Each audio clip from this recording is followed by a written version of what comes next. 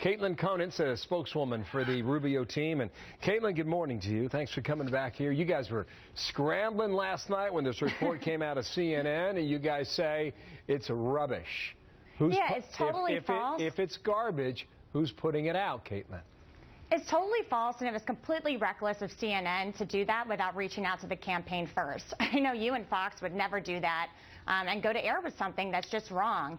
And I don't know who's put out, but I can tell you that Ted Cruz today has been spreading it around because they're scared that Marco Rubio is going to win Florida. And it's the same type of nonsense that he did against Ben Carson when there were false reports that he was dropping out of the race. And it's really unfortunate that this camp is willing to say or do anything to get elected. It's tough to prove where it came from. You would admit that, right?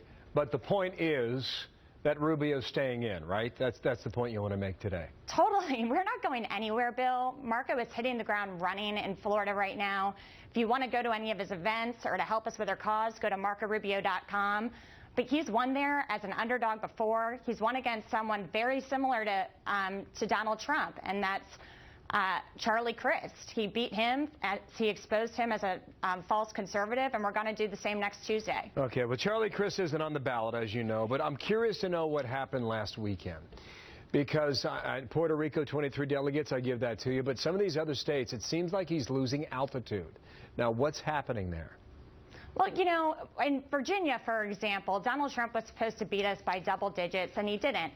And we've seen late decided voters breaking our way. We're focused on Florida right now, and we're very confident that we're going to do well there and win in Florida. And then coming out of that, we have a much more favorable map.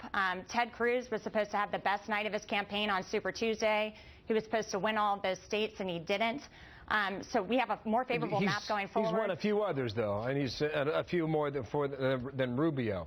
But they've been rural caucuses, and there aren't many of those moving forward. There's more states like Virginia where we did well, swing states like Florida, Minnesota, and Marco is going to shine. And coming out of Florida after a win, we're going to have more momentum and more money on our side. Got it. But the question is about the threshold. If you don't get to a certain percentage of the vote, you get no delegates.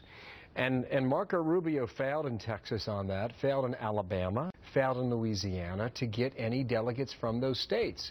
And I ask you again, why is he losing altitude, would it seem?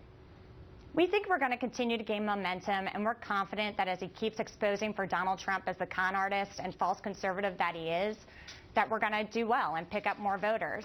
And right now, no one is close to hitting the 1237 that's needed to lock in this nomination. So we've got a long way to go. This is far from over. Again, Marco's not going anywhere. Here is Mitt Romney on the air in Florida. Listen. I believe these are critical times that demand a serious, thoughtful commander-in-chief. If we Republicans were to choose Donald Trump as our nominee, I believe that the prospects for a safe and prosperous future would be greatly diminished. And I'm convinced Donald Trump would lose to Hillary Clinton.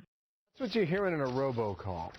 Is there proof that Mitt Romney's appeal, now 5 days old, is helping Marco Rubio?